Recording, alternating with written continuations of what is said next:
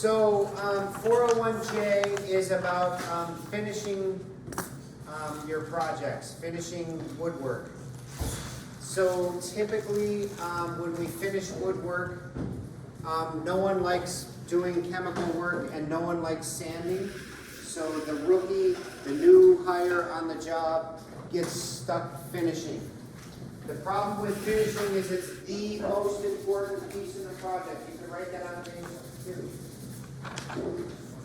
Finished work is and you'll be tested on this. Finished work and prep for finish are the most important part of the project.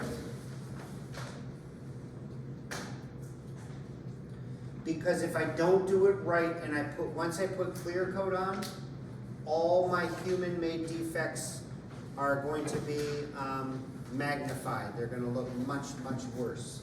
Wood finish on? Wood finish and prep.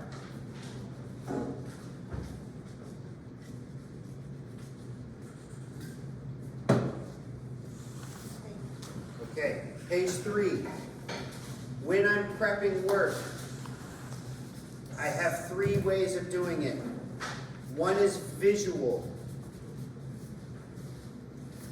When I'm just looking at the project, has it been sanded properly? Does it look finished? And the best way to do that, and so the first answer to my test question is, what are the 3 ways of checking? Answer 1 is visual. I haven't gotten to the other 2 yet. The next piece is with visual that I'm going to test you on is light at a 90-degree angle. Let's see if I can do this.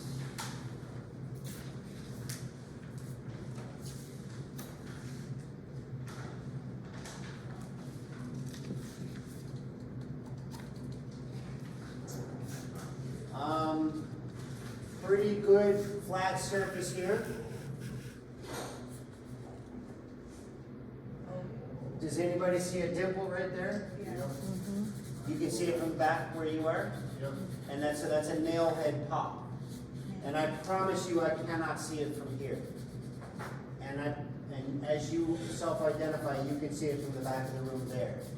So visual very, very often includes light at 90 degrees. You can write that down, I'm going to test you on it. In a professional wood shop, darn, I forgot to look at wood millers, they probably do. At a professional wood shop, they have workbenches where we're doing sanding, finishing, all that sort of stuff. And there's a bank of lights 360 degrees around this room at waist high, right here, because it's casting a shadow the whole time. As I'm sanding, live, real time, I can see what's happening with defects like that. Because what happens with this light, the way it's designed, is it bleaches everything out. It casts bright light everywhere, which is great for when we're doing office work and school work because we want to see everything. But we want to trick the light into helping us. So light at 90 degrees is part of a visual inspection. And the low budget version is what you see on page 3. Just have a trouble light or a flashlight on your phone and just hold it to the angle. There you go. There's their picture of that on page 4. The next way to do surface prep inspection is tactile, is touch. You will see me all the time when you come up and say, is this ready? I'll rub your project. Or when I'm sanding with one hand and I'm rubbing with the other. So I can kind of look away and I can feel defects that I know I can come back to. So visual, tactile, which means touch. And the next piece, page 6, is what we call a wet test. So wet test, what that does is looks for surface imperfections in terms of things that are other than wood. So when I get my project wet, it amplifies and makes things stand out. So typically, it's wood glue. When I glue a joint together and I haven't cleaned it off properly and I get the project wet, those glue spots will show up very, very clearly, where they may be completely invisible to the naked eye. One thing I want you to know about wet test, it'll be a test question, is I'm going to use either water or mineral spirits depending on whether the finished product I'm gonna use is water-based or oil-based. So if I'm using water-based finished product, like a clear coat, then I'm gonna do a wet test with water. If I'm gonna use oil-based, I'm gonna use mineral spirits. I'm sure you all know why. You don't mix oil and water, they'll not combine well, you'll make a mess of your project. If you do, you'll get what's called fisheye. The product won't adhere to the wood very well. Like the bottom picture on bottom of page 6. So you wanna be careful with that. Okay, page 8 and 9. For what I want you to know about this is for removal of glue, always wait till the glue is dry. And then scrape it off. You have been doing that since we started the class. We may not have explained why until now, but that's what you do. You glue your project together and you scrape it off once it's dry. The reason for that is I don't want wood glue, just a second.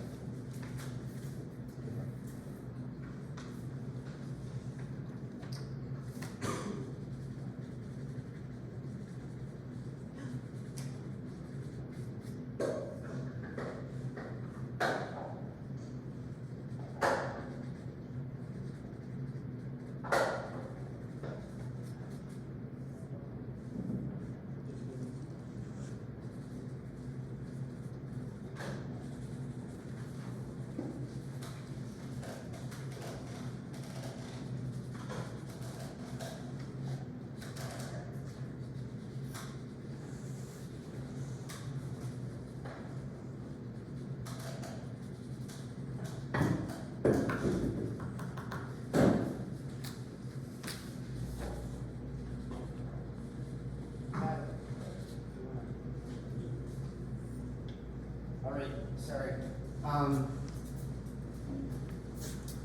If I have a project and I glue it together and I get a wet rag and I wipe off the wet glue, what am I probably going to do? Spread the glue around. And the glue is spreading around on my wood, and my wood you can think of as a sponge. And I want that sponge to soak up my stain and my clear coat, but if the sponge is already full of glue, I can't do anything about that. So say your glue, now that it's super wet, it soaks in 1/4 inch deep into your project. I'd have to sand my project 1/4 inch down to get past that glue before I could start putting stain or clear coat in, or I'm always gonna see defects. I won't take your time to do it, but you're welcome to inspect the lockers that you're using out in the hallway, or the ones here. And where stiles and rails come together, you'll see it stains like a red color, and where they come together, there's white blotches where the stain didn't take. You could probably guess. I'm going to tell you that that's wood, or that's glue that wasn't properly cleaned off, or that was smeared in, and the stain wouldn't adhere. So then it's, like I said from the very beginning, now forever, those are imperfect. So we did a beautiful, beautiful job making cupboards. Then we didn't wait till the glue was dried and scrape it. And now forever that stain doesn't look well. So we have to be very conscious of how we do that. So that's a test question. Scrape, don't wet, wipe. Page 11, 2 things. When you're sanding, I want you to, typically, you're going to sand with 3 grits of sandpaper.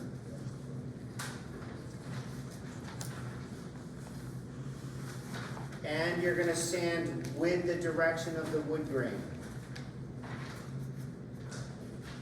Bottom of page 11, you can see I have a stile and a rail come together. Wood grain going up and down, wood grain going left and right. So what I don't do is just go past the corner. What they're doing on the bottom of page 11 is taping off those intersections so that you're only sanding with the grain on any given piece. To be perfectly honest with you, I don't do that level. I don't do tape, but I do mind the corners. I do worry about going around the corner. The beauty of a random orbital sander, hopefully all these pieces are coming together, is that it's randomized. Therefore, I can go with the direction left to right and then move right into up and down. So with a random orbital sander, I can go around those corners and not worry about it. Page 12, defects. If I have defects in lumber, now hear me on this, you may love the defects like your cutting boards. You may choose them deliberately. We're not talking about aesthetics, we're kind of talking about perfect lumber in a perfect scenario. And they're called defects, even though you may love them. You have lots of options. You typically, if it's soft, if it's a soft defect, like included bark, there's bark in there, you can scrape it out with your fingernails. You would clean that out, and then you would fill it with either filler or putty sticks, and those would hide the blemish. The beauty of putty sticks is, for example, Minwax, the one that I'm the most familiar with, putty sticks and the stain are made together. So if you're using Mission Oak stain, there's a Mission Oak putty stick. So that in theory, the colors are exactly the same, so you can have a one-stop shop and do that. Okay, page 14, I'm going to test you on this. If you have a defect, you can see on page 14, it's what we call an elephant track or a hammer blossom. Someone smashed their hammer too hard into the wood or missed the nail and made a big divot. And we want to get rid of that. One very effective way is to get a very wet rag, saturate the wood in the defect area with water, put a wet rag over it, and then put a very hot iron, and don't hold it there, move around. You don't want to burn a mark into it, but if you move around, that defect will come out. Why is that? It's expanding. Yeah, the water expands the sponge, so it already starts to fill up, and then the iron turns the water into steam and fills up that sponge even more, and pretty effective. It gets rid of defects. It at least very much minimizes them. So I'm going to test you on that. How do you get rid of defects? And the answer is a wet cloth and a hot iron. Page 15, there's a few things I'm going to test you on here. I'm going to select my paintbrush depending on the product I'm using. Products are basically in two camps. That's another test question. Water or oil. Whatever base my chemical is started in, that's what it is. So water-based finish, oil-based finish. That's one test question. The next one is, how do I select my paintbrush? I'm going to use a pure bristle for oil and a synthetic bristle for water. So an easy way to remember this. So pure bristle means animal hair. And often it's horse, pig, wolf, and they're not hurt, they're just shaved, or they're already at the slaughterhouse. That's for oil? Oil is a actual animal hair, pure, what we call pure bristle. And then synthetic is for water. How do you remember that? If you go outside and it's raining or very, very humid, are you having a good hair day or a bad hair day? Bad hair day. So if your hair gets wet, you're not happy. I'm not using animal hair for water. I'm going to use synthetic hair. Okay, that's how I remember it. One other thing I want you to remember on this is called flagging. If you look at the bottom of page 15, kind of keep that analogy of your own human hair. Human hair, you'll get split ends, right? You have one human hair, but at the end of that hair, it kind of frays out. That's called, in paintbrushes, that's called flagging. And we do that deliberately. We know that animal hair has split ends. And what we do with this synthetic fiber, which are typically nylon, they put it through a drum and it beats, it like pounds on the end of the paintbrush and it makes that flag. So I want you to know what flagging is. Why do we have flagging? Because surface area is what paint sticks to. So if I have 100 bristles of pure or synthetic paintbrush sticking into the paint, that holds a lot of paint. But if I break each bristle into 5 pieces itself, now I have 500 bristles sticking in, and I'm holding a lot much more paint. Makes a better sponge out of it. Does that make sense? On the next page, I would like you to write TSP.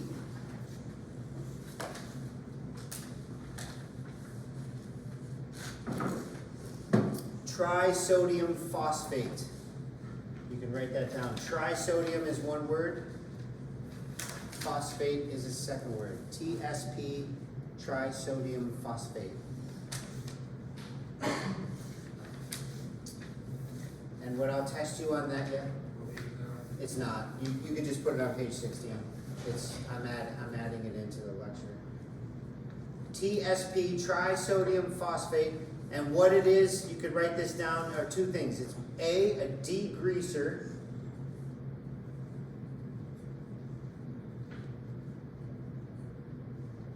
and B, a surface prep.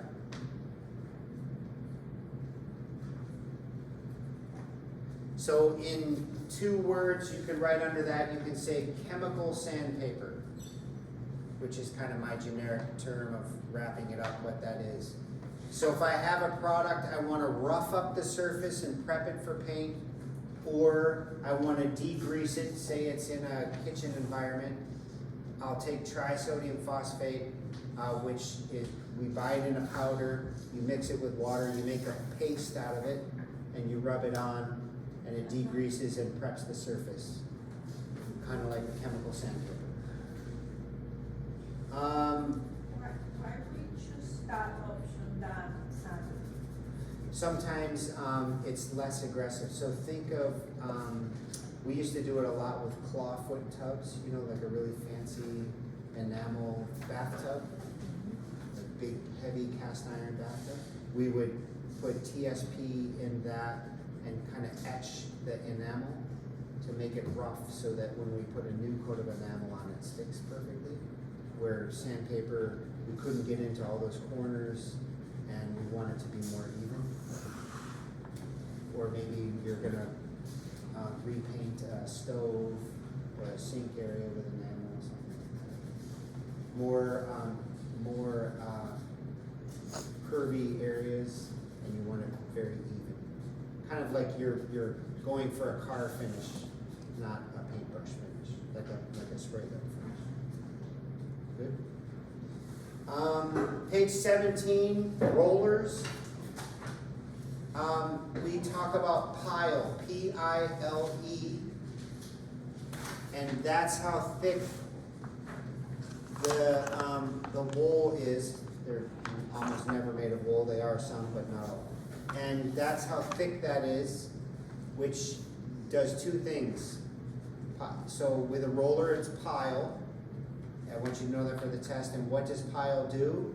It absorbs the paint, 1, and 2, gives a texture on the wall when you paint it, when you roll it. You can see bottom of page 17, really thick pile on the left, almost like a shag carpet, and very short pile on the right. Big texture on the left, no texture at all on the right. Page 19 would just be awareness that spray systems, we don't use those.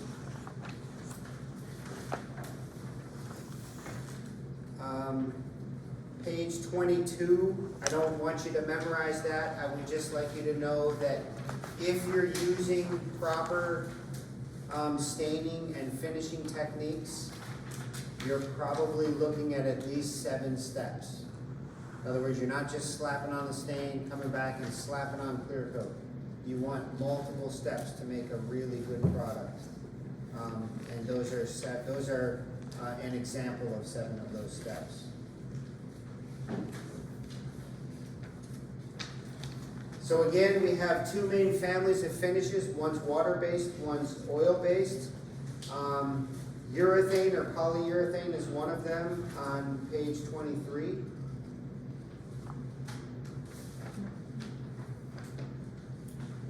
That was a synthetic oil. Water-based.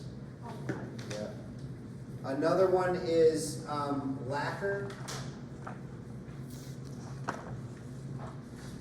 Page 25, and they all have their pros and cons. We're gonna hopefully get into this as the year goes on. Page 27 are three more. We only have one listed, but I'll have you add the other ones. The next one is penetrating oil or natural oils.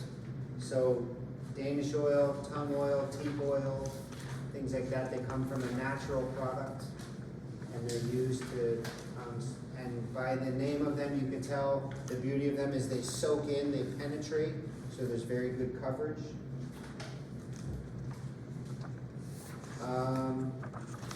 And the last one is shellac.